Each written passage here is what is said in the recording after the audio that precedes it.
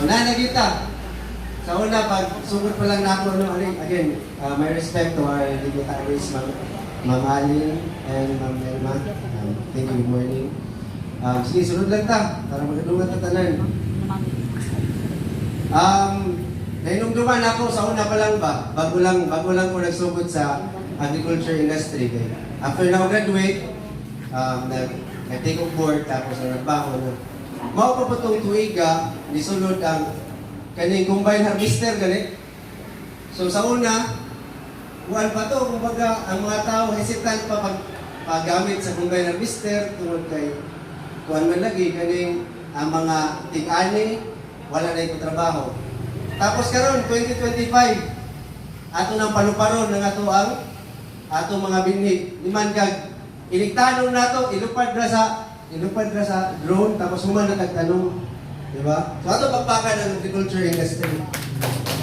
Nag-study din ko ani no kay ang yandaman sa mga istorya ninyo may share ninyo na. Ato i-compare ang kining ato agriculture na kining ato drone. Unsa naman mga nasod ang mga naggamit og drone. So di ay ang China daw 40% sa ilahan ng agricultural industry gamit na ang drone. Tapos nagsunod niya ang Vietnam, nagsunod ang India. So karon kanila technology gamit na dito sa laing nasod, kumbaga world class na sila. Tapos kita sa Ilongos, gamit sa DAC. Kung pasabot, world class na po ng Ilongos. Ano bang paka ng Ilongos? Grabe, anak ng Ilongos lang yun ay.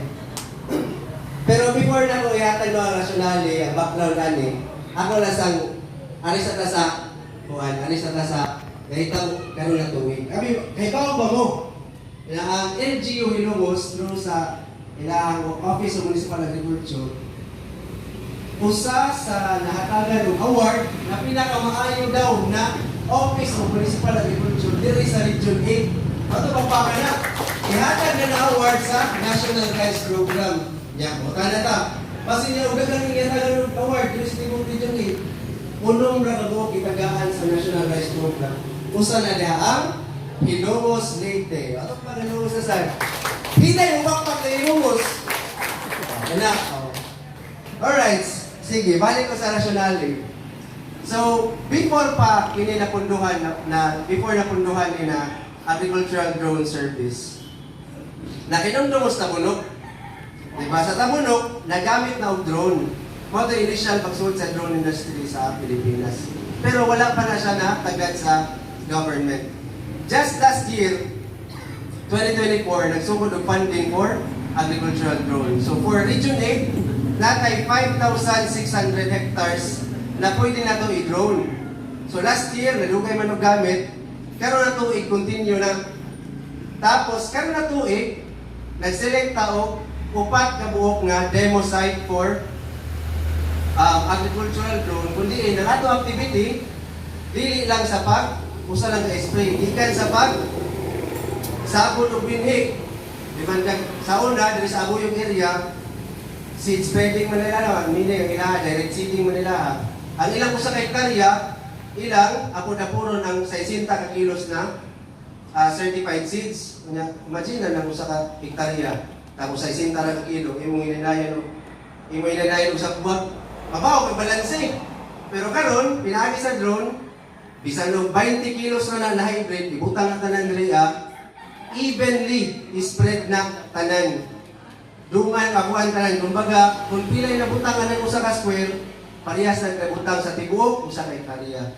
Tumining kadtong mga tao na naglisod og pangitag tao nga maglisod pangitag pasuhulan na wala mo tanom, wala mo spray. Karon tungod ana na problema, nanay option kani ato mga drone agricultural services. So nagsugod karon naata sa Abuyog, Javier,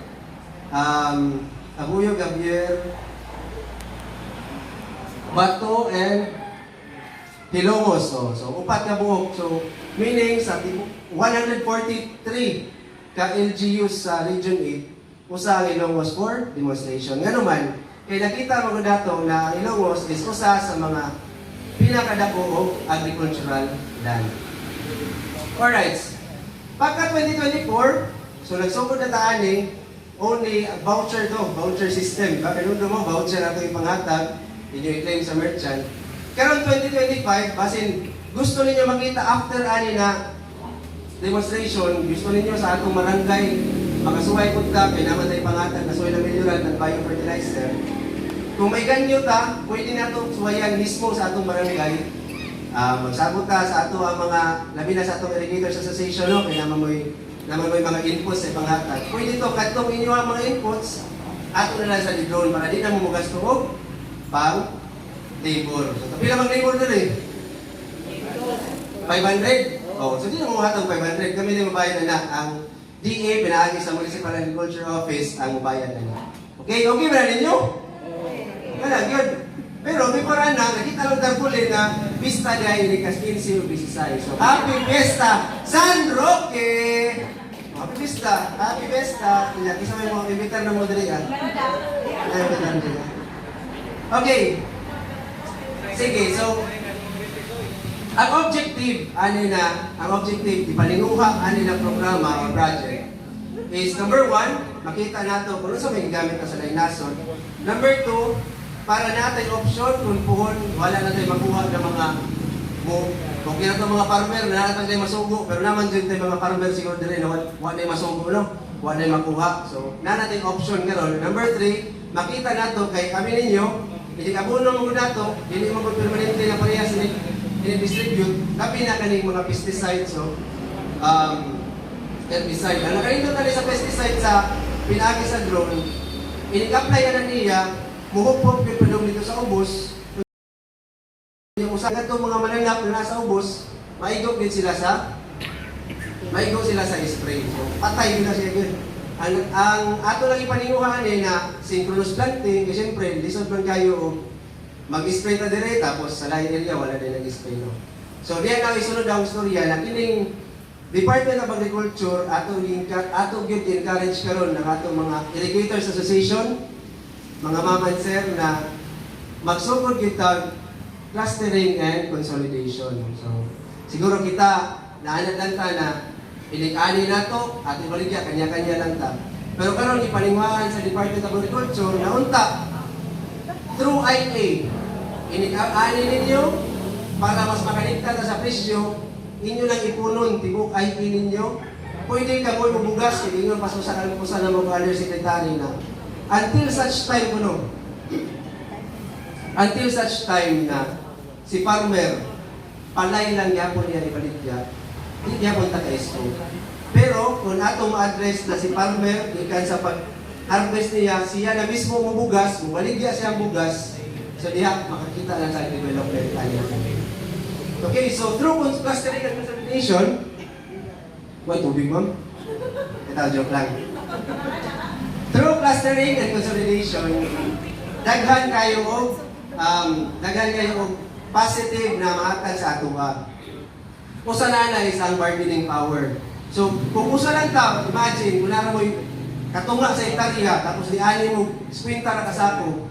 So, kana pa ba anaon sa trader? Siguro, posible, inaon na sa trader, kung ba nakuhaon, baraton imong tanong, kay sprinter, baraton imong produkto, kay sprinter na kasako yung kuhaon. Pero, kung kita makiusa, magdungan og tanong, dungan og harvest na area, atong dry, pwede ta makaingon na naakoy usa ka libo kasako, kani na buyer, palitan ni ani na presyo, this is size. May sila, di ko anak, mangita mo, naagi na trader, gusto ni trader, kausa lang pagkuha. Di na siya dagang istorya, pausa na lang. So, usa lang na sa mga maayo na resulta kung mag-consolidate ta. And lastly, kaning ang atong Irrigators Association, ultimately, mahimo na siya cooperative. Kaya through cooperative, imagine itatanan mo balik ng taga-abono, medisina, kung panalitan si cooperative, siya na yung baligya siya ang abono. Siya mo baligya siya ang medisina. So, meaning, ang palit na, ato na po ito nga membro. Ang halin anak, padong na po sa cooperative, kunya, ang patronage refund, padong na po sa membro. So, meaning, ang kwarta, nagdagan lang sa cooperative.